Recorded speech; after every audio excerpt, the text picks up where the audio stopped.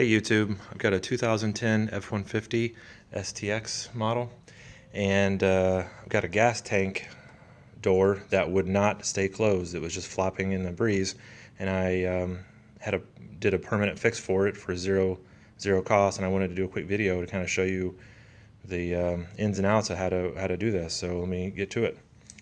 The first thing you'll do is obviously your field door won't stay closed. So this little ring around here is just a snap on, pop it right off.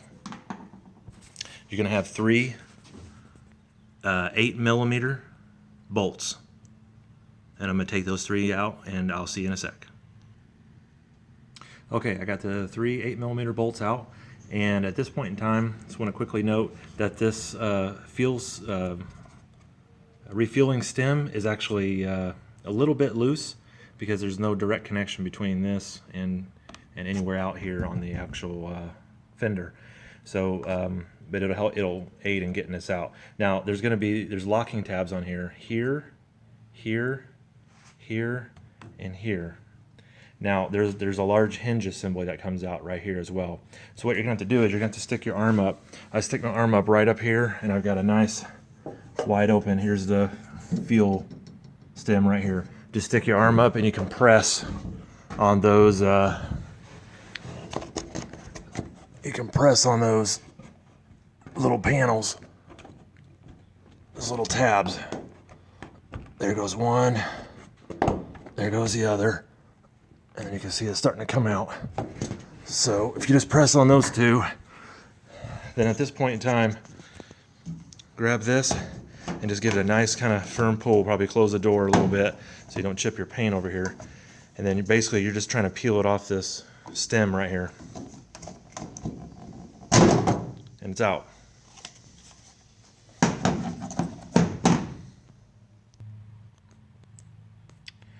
Okay, so what's happening here is that this shaft is actually floating up because this is a fixed part of the spring. So the spring is actually angled upwards because the spring is attaching to this piece of plastic from the bottom, and it pushes up.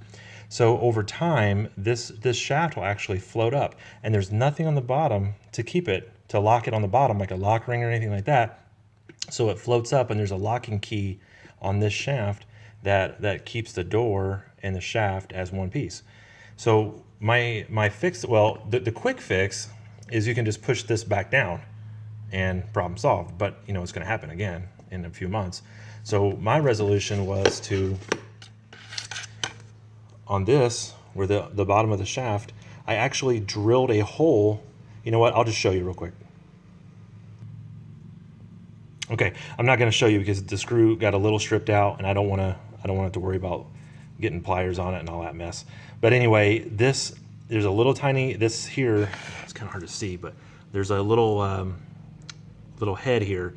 Well, inside there is the shaft that goes through from here. And it's solid. It's not hollowed. It's not a hollow like this. It's a solid foot, and you can see it very clearly when this screw is not here. So just take a real small drill bit, and I'll tell you what size I used. I used 1/16. That was the size of drill bit I used. 1/16, and I simply drilled into that. Straight as I could, and I took my time, went slow, and then I just put like a 440 screw in there with a little washer, and basically what that does is it prohibits that thing from sliding up. Problem solved, permanent fix. I admit going back together with this thing is a little challenging. You really want to be careful with this field door. You don't want to open it because it's going to want to chip the paint here at the end where this thing is pivoting. But you're just going to have to kind of sort of manhandle it in there. I found that like angling it down a little bit, it kind of works better, and then it kind of pops in place. And then you just kind of work it. I mean, there's no science behind it.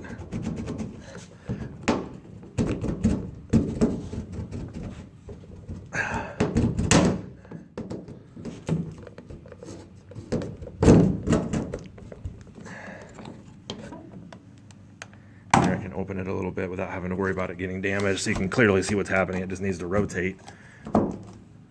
And then just push. Sorry for the shaky camera, guys. Then push your little lock snaps back in.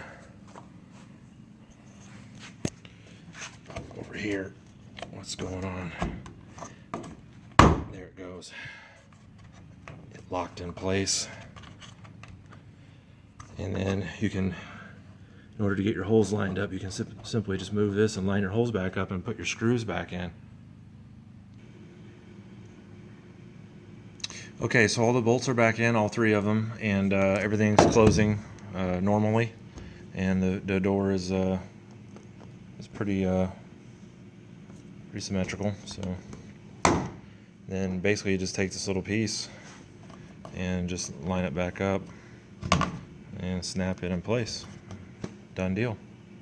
Hope you guys found this useful, and any questions, just leave me a message. I'm happy to help or answer any other issues. I did kind of price out this piece, this whole assembly. You can't just buy like that shaft or anything, you gotta buy the whole deal, and I think it was like 60 or 70 some dollars, which isn't awful, but I don't know how to handle this door. I mean, I've never really looked into it. Maybe this right here, maybe push out or something and the door, and this door pops off, but I would hate to think that, you know, I have to get this panel painted or something, because then it's going to be difficult to match that, because, you know, after a couple of years, paint has you know, sun fade and everything else on it. So anyway, leave me a comment or ask me questions, and hope this helps.